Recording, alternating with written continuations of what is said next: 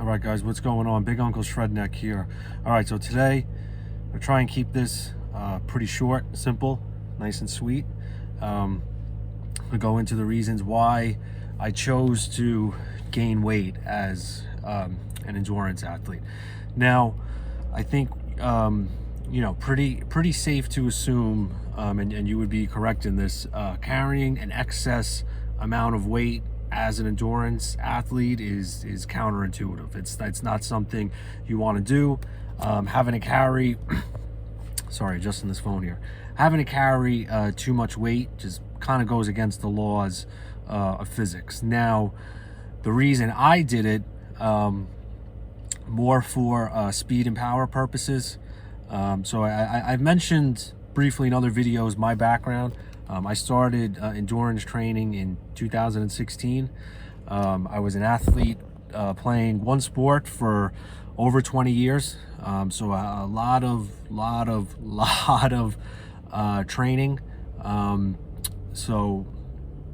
That training, because the sport I played was sprint dominated. I did a lot of plyometric, sprint training, a lot of strength training with heavy weights, low reps, to really increase speed and power.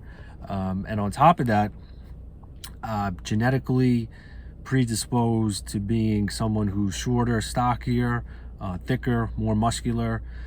So males in my family are built like that and built how I am. So with that, and then add on top of the 20 years of really training, kind of made me how I was. So went into endurance training in 2016, with biking and running. Was probably about 190 pounds, give or take. So from 2016 to 2019, I did no structured training. Reason for that was kind of just had to decompress from this other sport I was playing. So I just ran and biked. I did it a lot. I mean, I biked a lot more. I really didn't start running consistently, I would say, till 2019. So I should take that back. So 2016, 2019 was basically riding. I can say this confidently and not bragging, just objectively. I rode basically every day for 3 years. Got down to, so I went down from 190 to about 165, 170, give or take. So let's fast forward now to 2020. Pandemic happens. Just running, riding all the time. Got bored of that probably about 2 months in. So I started strength training again, and really strength training properly. How I know how to do it, how I used to do it, back in the day. So reason too that I wanted to get back into strength training. Now I felt my endurance, so my ability to ride or run for a long time was high. It was. I was able to easily do 350 mile weeks on the bike. I was easily able to run anywhere from 5 to 12, 13 miles, just wake up and do it, not even blink. My endurance was top notch. Now my speed and power suffered because of this. Now I got very skinny, and I didn't really change the way I ate or anything. I kind of always ate the same way. I've always ate more carb dominant, lean protein, always try to keep the fat low. I've been like that my whole life, and it's the reason why I've even at times when I've been heavier, always able to maintain a pretty good body composition because of it. So again, 2020 comes, I'm realizing, I have this endurance, but I don't have this top end speed and power with both running and cycling. So went back to the drawing board.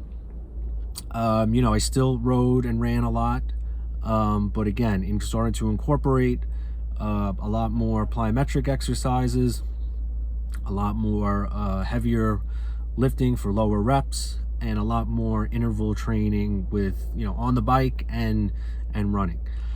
So what that did was, now is going to take us into 2021, 2022, and even this year too. So less overall miles, but the last few years, the quality of my miles have gone up because I have put on that lean muscle mass that I had in the past. So right now I'm operating at between 190, 195. My body fat is anywhere between, I would say, 12 to 15%. High for some, low for others. You know, again, all really relative. But I'm not really, you know, focused on that. I'm always been since a young age a performance-driven person. I don't care, you know, about the how and the why necessarily. I just want to get to where I want to get to.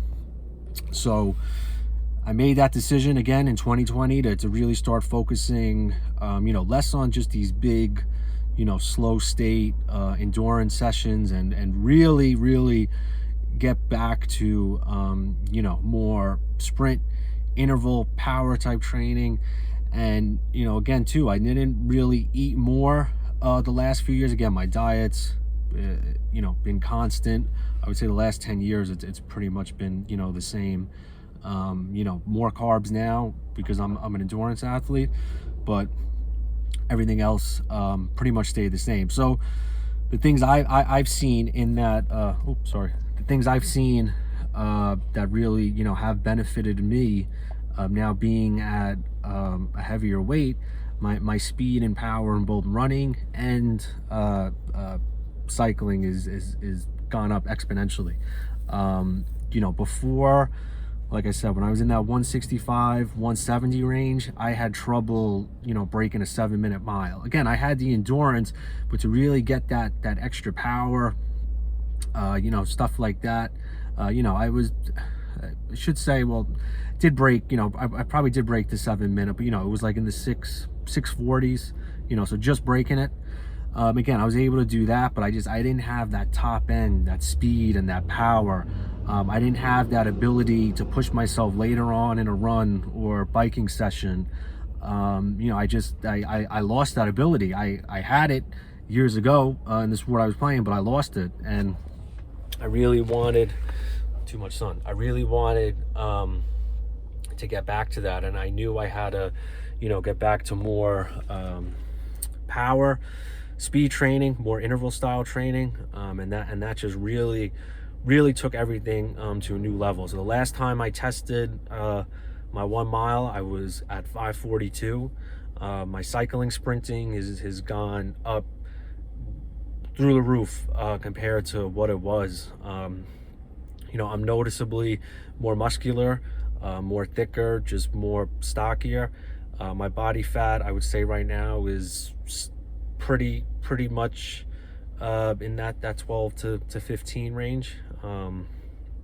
So yeah, that was my little you know, experiment that I did, you know, to really get back to that, you know, that powerful speed, which, you know, again, for me, how I'm built and what I did for so long, it really benefited me. Now, putting on weight is not going to benefit everyone. Again, you don't want to, you know, put on fat.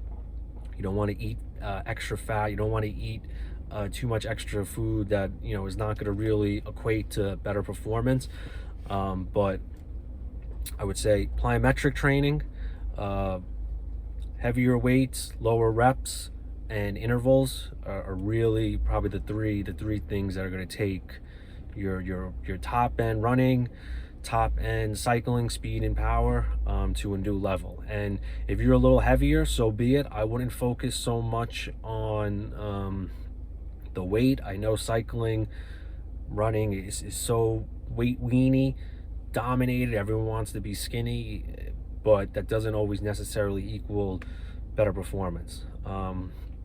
So yeah, see what works best for you. You still, obviously, again, you have to be lean, but not too lean to the point where you're giving up speed and power, you know, because I